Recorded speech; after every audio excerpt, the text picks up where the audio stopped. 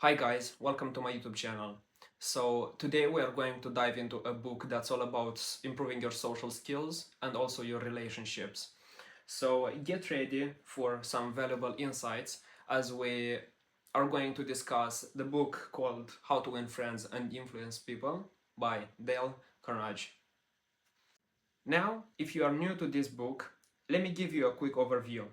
How to Win Friends and Influence People is a classic guide filled with practical advice on how to navigate social interactions effectively. So I will start the review by reading one of the author's friends, which is Homer Croy. He quoted that this book is dedicated to a man who doesn't need it. So even though you may have a lot of friends or you may have good social interaction skills, yeah, it's a very good book for everybody, I believe. What I love about this book is that Dale Carnegie is breaking down every single complex social interaction into a more simpler way for us to understand. This book consists of 4 parts. So for each part, it has a different chapter. Some parts may differ from each other. So for example, in part 1 we have 3 chapters, which it's different stories, it's different anecdotes. And I wrote here a list of the most important things that helped me improving my social interaction skills and also my relationship with other people that I think is going to go for you also. So first, the most important thing I found helpful is that you should become a listener. When I say a listener, I think about you should be interested in what the other person is saying. You should look interested and you should find yourself interested. So even though it is a topic that you cannot relate to, if for example, let's say the other person is talking about honey and you're not interested in honey, you should look, if you want to win that person, you should look like you are interested in honey and you know more about honey than himself, which is an expert. The second thing is their name is the most important thing in the world. So when you meet with a new person, for example, and he says that his name is Alfred, you should repeat constantly in your head that you should repeat always in your head his name. Alfred, say Alfred, say Alfred, Alfred, Alfred. Because the next time when you are going to meet with him, let's say that he forgot his name, your name. He is going to be like ashamed of himself, but you are going to meet with him and say, "Hi, Alfred." So he will admire you more because you remembered his name and you also saluted him by his name. And that is something that you should take in consideration when you meet with someone else.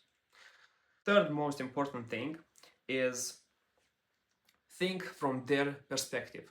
Think what they want to do. So let's say you are, I don't know, a business owner. Yes. And you want your colleagues or your partners to do this thing. Yeah, for example, you want them to create a small website.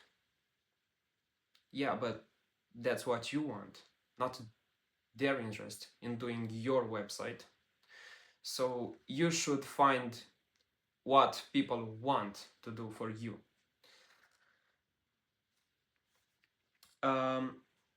Another thing is try to discuss the topics that the person is interested in. As we said with the person who is interested in honey, you are not interested, but discuss what they are interested in because they love talking about their interest. You look more interested in that person and he will want to meet with you again in the future. So the last and most important thing is try avoid making enemies and don't just say that they are wrong.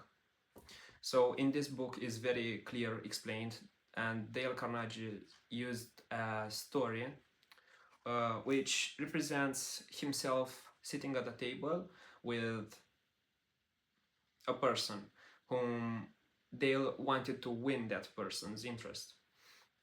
So that person started, they were sitting at a table, they were drinking, and that person started quoting from the Bible, I don't know, some quotes. But that person insisted that those quotes were from Shakespeare.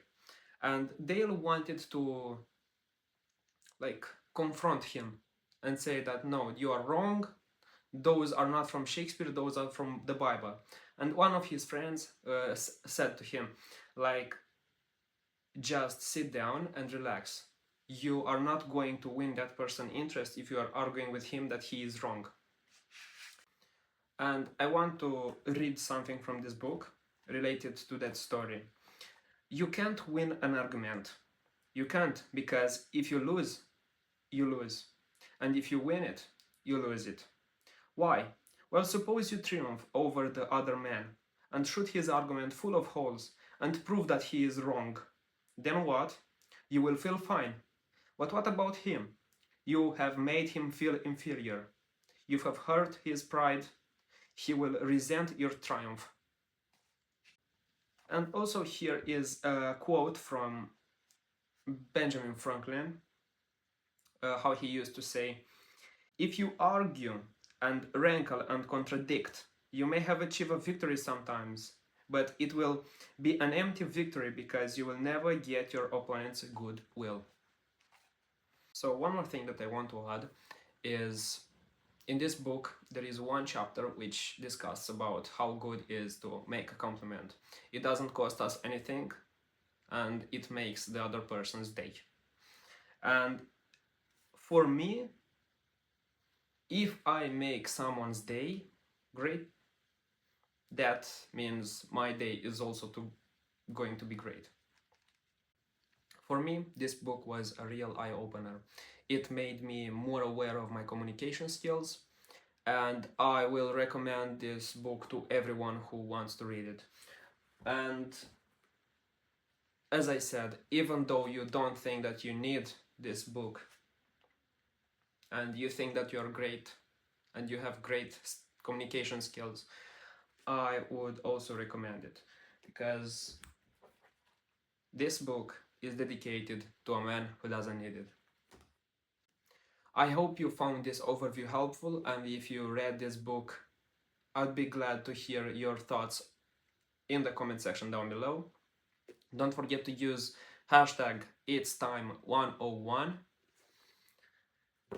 and let's get back to our journey to succeed.